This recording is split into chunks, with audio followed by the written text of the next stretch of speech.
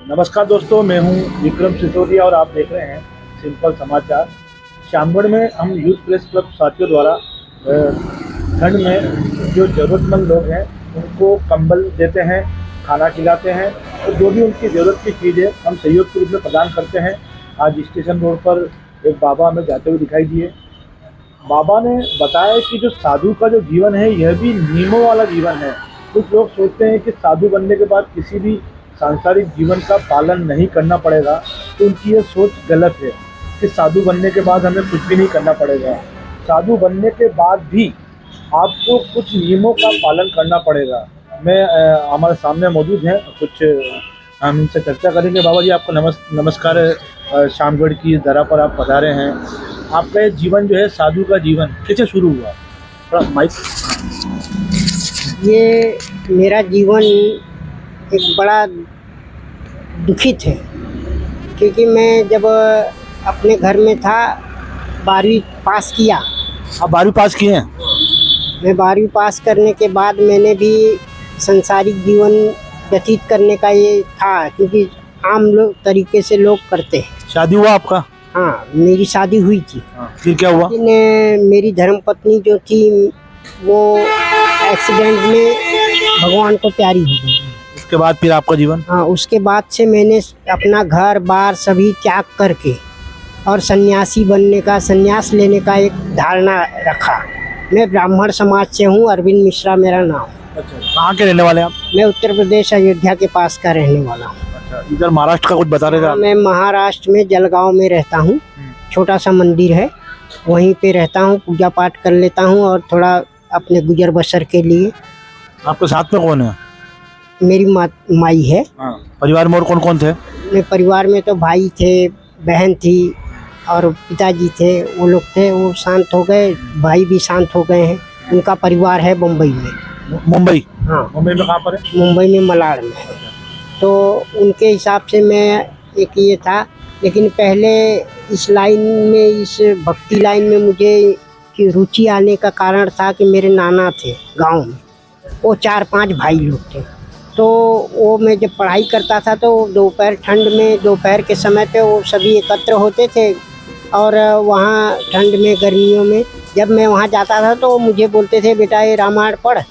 तो रामायण में पढ़ता था तो वो सभी मुझे अर्थ बताते थे या आपस में चर्चा करते थे। तो उसमें एक रुचि बढ़ती गई और कुछ भगवान की इच्छा अनुसार ही सभी होता है। भगवान। कितना साल हो गए आपको ये वैराग्य जीवन? ये मुझे हो गए कम से कम 35 साल। कितनी उम्र है आपकी? इस समय 52 साल उम्र है। बच्चा बच्ची हुए आपको? नहीं, बच्ची नहीं थे, खाली शादी हुई थी, उसी टाइम की बात है। तो आप बता रहे 12वीं तक आपने शिक्षा ग्रहण की?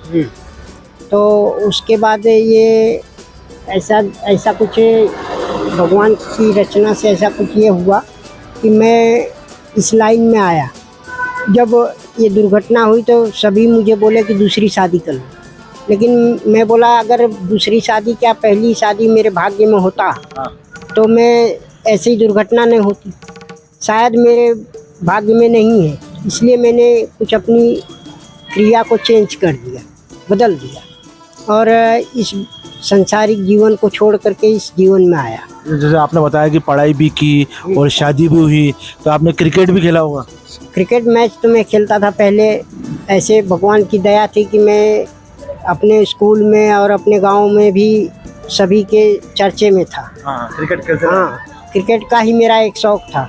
अभी भी देखते होंगे क्रिकेट? नहीं, अभी भी बहुत धूम से देखता हूँ। कभी भी मैच होती है या कोई ऐसा ज़्यादा इंटरेस्टिंग मैच है तो सब काम छोड़ के मैं देखता हूँ। तो अभी हाँ, तो अभी कोई क्रिकेट खिलाड़ी का नाम याद है?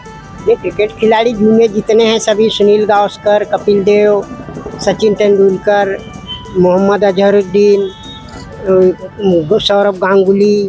अभी जैसे अभी लेटेस्ट चल रहे हैं वो याद है क्या? जो अभी विराट कोहली है, वीरेंद्र सहवाग। विराट कोहली है, वीरेंद्र सहवाग तो हट गए हैं, संन्यास ले लिया। हाँ, जडेजा हैं, कांबले हैं। ये साधुत्व का जीवन कैसे पूरा करते? दिन भर कैसे कटता है आपका? दिन भर तो देखिए बेटा, मैं ऐसा ये सोचता हूँ कि बाज़ारों में भी, समाज में भी कुछ भिक्षा का ये कर लेता हूँ, क्योंकि मेरा एक उद्देश्य है कि एक जगह बैठ कर के मैं जाप नहीं कर पाऊँगा और अगर 100 जगह गया, 100 लोगों के पास गया तो 100 बार भगवान श्री राम का नाम लूँगा, भोलेनाथ का नाम लूँगा, किसी नाम से ही उनसे भिक्षा मांग सकता हूँ। तो वो तरीके से मेरा जाप हो जाता है। एक उद्देश्य है कि चलो भाई 100-200 जगह गया तो मेरा 100-200 बार जाप हो जाएगा और जो भी भगवान की इच्छा होगी युक्ति मुक्ति होने का। मैं देखता हूँ कि कुछ जो आपके जैसा भेष धारण करके कोई गांजा पी रहा है, कोई शराब पी रहा है, ये क्या है? मैं तो एक ये मानता हूँ कि साधु जीवन साध्य है, एकदम साध्य होना चाहिए। कोई सामने से कई लोग, हम बाजार में निकलते हैं या रोड पे निकलते हैं तो कई ऐसे भी सज्जन मिल जाते हैं कि जो आकर के पैर पड़ लेते हैं, उनको आशीर्वाद देना पड़ता है। कई सज्जन ऐसे भी मिल जाते हैं जो उल्टा भी बोल जाते हैं, उनको भी बर्दाश्त करना पड़ता है। तो साधु एक ऐसा जीवन है कि साध्य हो जाना चाहिए, गुस्सा और घमंड तो होना ही नहीं चाहिए। और पहली बात नशा तो हम संसार को, अपने आने वाली पीढ़ी को, बच्चों को ये बताना ज़रूरी है कि नशा कोई अच्छी चीज़ नहीं, ये पतन की तरफ ले जाती है। क्योंकि भोलेनाथ ने एक बार बताया है कि चिंता और चिंता मनुष्य के लिए बनाया था उन्होंने, और चिंतन देवताओं के लिए बनाया था। चिंतन से क्या होता है, ज्ञान बढ़ता है, ज्ञान बांट सकते हैं आप। और चिंता करने से चिता की तरफ ले जाता है, हमेशा घाटा ही होगा, नुकसान ही होगा। और कोई भी चीज़, दुख तो अपना हमेशा का साथी है। दुख अगर जिस इंसान ने, जिस मनुष्य ने दुख को अपना लिया, दुख के साथ चलना सीख लिया, वो कभी भी हारेगा नहीं। सुख तो क्षण मात्र का है, वो तो क्षण मात्र आता है और चला जाता है। अच्छा, हमारा और आपका मुलाकात कैसे हुआ आज? मैं सुबह यहाँ से निकला, स्टेशन से चाय पिया, ये बगल में चाय वाले भाई हैं, उन्होंने चाय पिलाया, और मैं वहाँ से सड़क को क्रॉस करके आगे की दुकान पे जा रहा था अपना कार्य करने के लिए। भिक्षा दान करता हूँ भाई, वो तो बता चुका हूँ। तो ये इन्होंने सामने से मुझे बुलाया और पूछा, बाबा जी आप कहाँ से हैं, कैसे हैं? तो मैंने बताया हूँ। तो बोले कि आप लौटते समय एक कंबल ले जाइएगा ठंडी के लिए, और भोजन ले जाइएगा या भोजन कर लीजिए। मैं कैमरामैन सुरेंद्र यादव से निवेदन करूंगा कि थोड़ा कैमरे को थोड़ा इधर स्टेशन रोड पर कर ले, ताकि जो भी ये वीडियो देख रहे हैं उन्हें पता चल सके कि हम ये खुले तौर पे कर रहे हैं, किसी प्रकार का कोई दिखावा नहीं है। और हमारा जो यूथ प्रेस क्लब है वो हमेशा सेवा करता आया है और करता रहेगा। हमें लगा कि साधु बाबा जो हैं, इनकी व्यथा हमें सुननी चाहिए, इनका दर्द हमें सुनना चाहिए, और इनके साधु बनने का कारण हमें पता चलना चाहिए।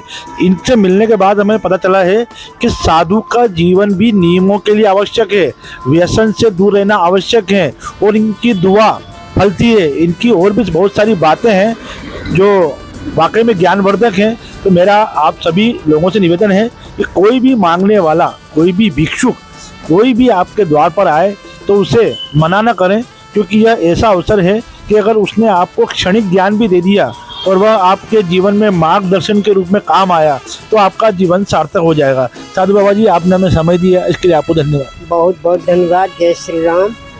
जय श्री राम। धन्यवाद।